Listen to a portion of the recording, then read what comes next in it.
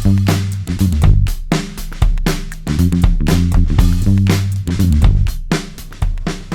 guys, welcome to the fifth video tutorial on concept of valuation. In the previous video tutorials, we have discussed on the concept of compounding as well as we have discussed with respect to discounting or present value concept.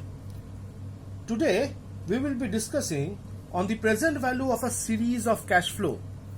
Now, if you remember last class when we were discussing about the concept of discounting, we mentioned that irrespective of the fact that we can invest an amount in the 0th year or an investment banker wants us to invest an amount of say rupees 10,000 on the 0th year, and it's being said that after 5 years, that is on the 5th year, after 5 years I'm going to receive an amount of say rupees 13,500 where the interest rate was say 10% and the time was 5 years as mentioned. What we were trying to calculate, we were trying to find out what is the present worth of 13,500 as on 0th year. So we are trying to find out the present, this is the future value. This is the future value. So what is the present valuation of this particular future value as on the 0th year? But here we understand that it's only the investment amount, the maturity amount or the future value is only a single amount, that is 13,500. But in real life there can be a possibility of a series of inflow of money which might come.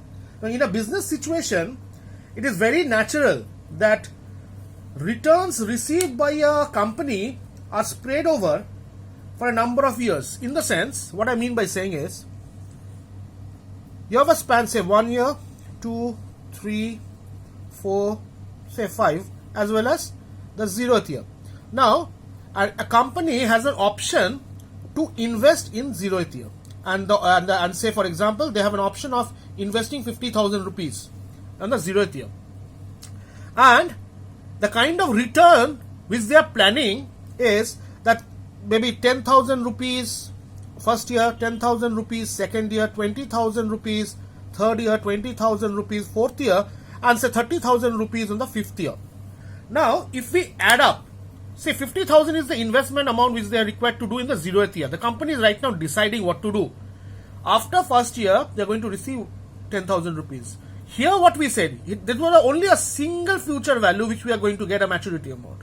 But here we have a series of cash flows which require to be converted to 0th year. Because 10,000 I am receiving after 1 year. I require to understand what is the value of 10,000 as on the 0th year. 20,000 I am receiving after 3 years.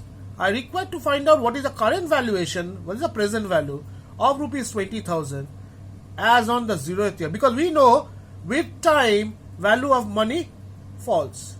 So it might seem 30, 20, 50, 70, 80, 90,000. So 50,000 goes to 90,000 total, taking 5 years into consideration. But I require to convert each and every as on to the present year, that is 0th year, to find out the valuation and compare with that of 50,000. So I will be converting the amount which I have received after 1 year to 0th year.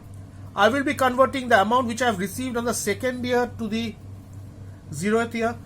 For the third year I have received 20,000. So again I will be converting this particular amount back to 0th year.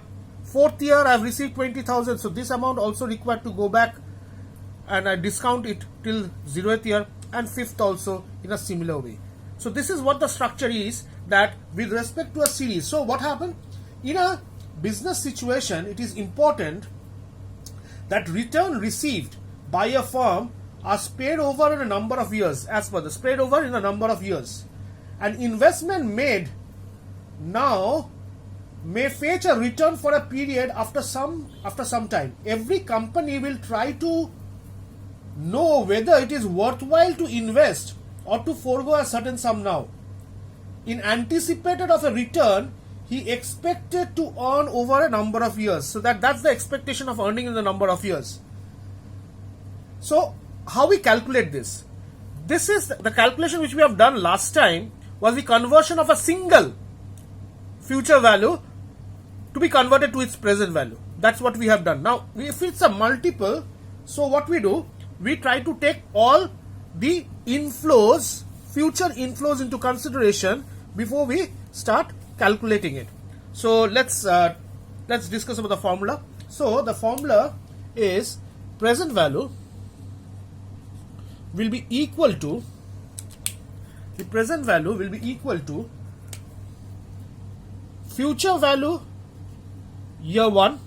Future value 1 means future value which you are getting year 1 divided by 1 plus I to the power n plus future value 2 divided by 1 plus I to the power n, so to the power 2, that is for the second year, to the power, it will be 2 for the second year. So similarly for the third year will be plus future value 3 which you are going to receive in the third year divided by 1 plus I to the power 3 plus, if you are receiving the money at fourth year, divided by 1 plus I to the power 4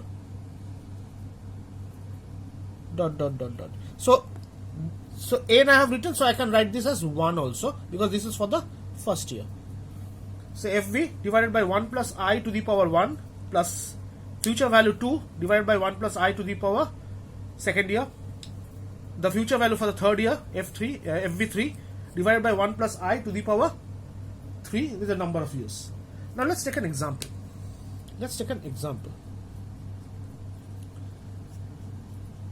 Now the company has an investment option,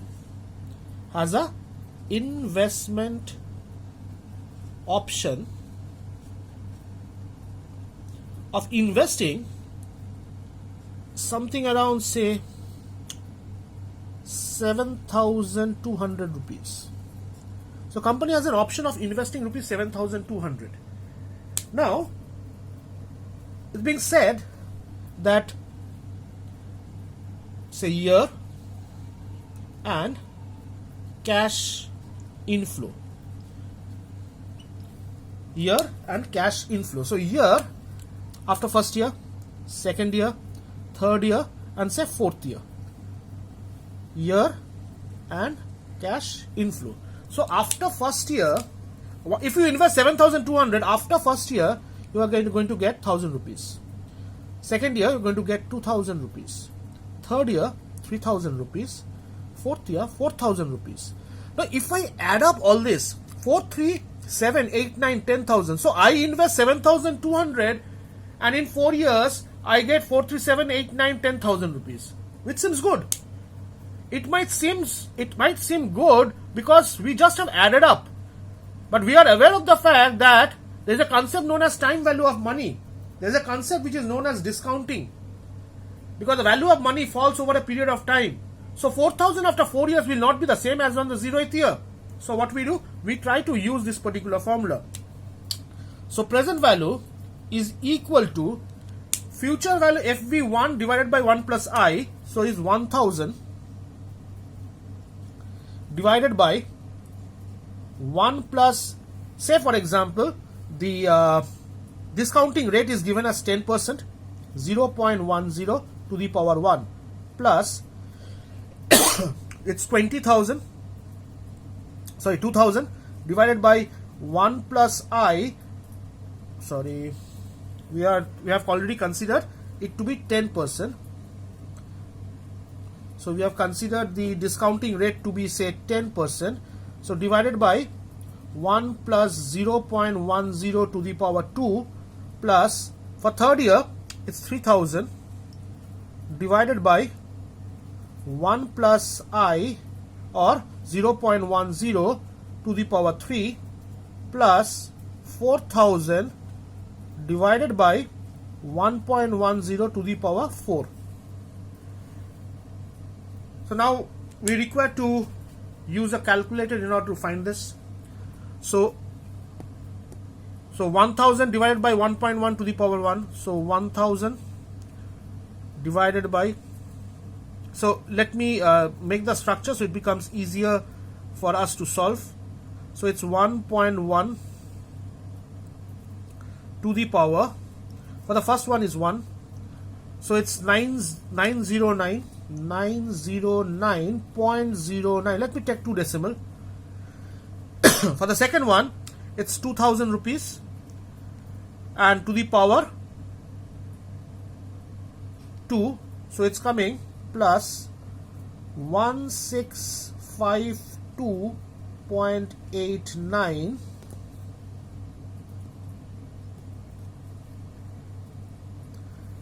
So next is coming 3000 rupees. 3000 rupees divided by 1.1 to the power 3. To the power 3 is coming plus 2253.94, and for the fourth year it's 4000 rupees. 4000. It's 4000 rupees to the power 4, so it's coming 2732.05. So we can right now what here we can add up all this, so is equal to, so the present value will be 909.09 plus 1652.89 plus 2253.94 and plus 2732.05 is giving me rupees 7547.97. If you remember, so this is what we are getting, the present value of this 1000, 2000, 3000, 4000. So the present value is 7547.97. Now 7547.97, this amount is compatible higher, is greater than the initial investment which the investment banker is asking, 7200. Since the present value of the future value of the series of the present value of the cash inflows which are going to receive in future is greater than the current investment amount which is required, so what we do, we rather accept the fact that this project is good for investment. So I hope it's clear with respect to this particular formula that how we calculate the present value when there is a series of cash inflow, future cash inflows. Now this again can be solved in a tabular form. Now how we solve the same in a tabular form? We take the same example into consideration. So first year 1000, 2000, 3000 and 4000 at 10% discounting rate. So we try to solve this in a tabular form. So we will be solving, so you can solve in the mathematical formula ways, or else we are solving this in a tabular form. Now in a tabular form, first will be year, the second will be the cash flows or the cash inflows, the third will be the discounting factor of rupee 1 at the rate as per our problem was 10%, and the last column will be the present value. So we had 1, 2, 3 and 4 years, and the amount were 1000, 2000, 3000 and 4000. So what is discounting factor? We have done in the previous video. It's 1 divided by 1 plus I to the power n. This is what we have done before. So 1 divided by, so we use the calculator to get this. So 1 divided by 1.1 to the power, for the first one is for 1, so it's coming 0.909. So first one is coming 0.909. Now for the second one, so for second year the discounting rate is 0.826. For the third year, the discounting rate is 0.751. And for the fourth year, the discounting is 0.683. Now what we do? We require to multiply the cash inflows or the cash flows with the discounting rates. So how we do? 1000 for the first one, it's 1000 into 0.909. So it's coming 909. For the second one, it's 2000 into 0.826 is 1652. For the third one, it's 3000 rupees into 0.751, it's 2253. And for the last one, it's 4000 rupees into 0.683 is 2732. So what we do right now, we try to add up all. So 909 plus 1652 plus 2253 plus 2732. So we're getting, say, 7546. So 7546 is the present value. If you remember, we said that the investable amount, the company was thinking about investing somewhere around, the investing amount was 7,200. So we accept this particular thing because the present value calculated, this, say, tabular way or the mathematical formula, there again I repeat, there might be some difference with respect to the numerics. 7546, maybe last time I got 7547 or something like that, is because of a 2 decimal, 3 decimal kind of a concept. So the objective is that my investment was 7,200 as on the 0th year, and the entire cash inflows, future cash inflows, has been converted to the present value, which is 7546. Now 7546 means to say this is higher than 7,200. So it's fair. So this kind of an investment is favorable, that we can invest a certain sum of money here. So I hope it is clear. So the next part we are going to discuss is with respect to an annuity. Now what I mean by annuity, if you remember, we discussed this particular topic before in the class. Annuity refers that a fixed amount of money being paid. So let's consider that we have been asked to invest. I'm just changing this. From here we are explaining the concept of annuity. So we have been asked to invest rupees 10,000. No, not 10,000. We are getting rupees 10,000 every year. So first year we got 10,000. Second year we'll be getting 10,000. Third year we'll be getting 10,000. Fourth year we'll be getting 10,000. So we are getting 10,000 every year.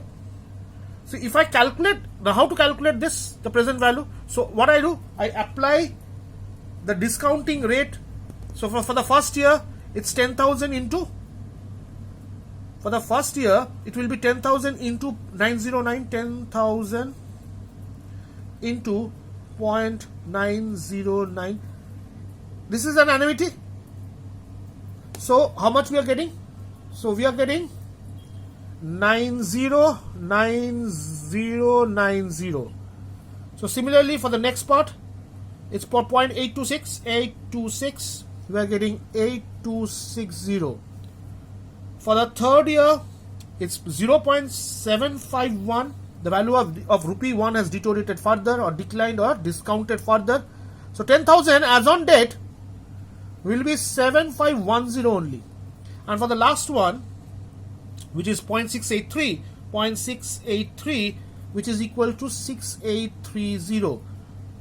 So it might seem 40,000 I'm going to get in 4 years, but in actual, the present value will be 9090 plus 8260 plus 7510 plus 6830, which gives me 31,690 as on, this is the present value of the series of future cash annuity which you are going to receive. So this can also be solved in a mathematical way where this particular amount will remain same. So I hope this particular concept is clear with reference to the series of cash flow and how we convert the future value, future cash inflows into present value. In the next class, we'll move into the next chapter. In the next video, we will be starting on with a basic discussion on capital budgeting. Thank you. Have a good day.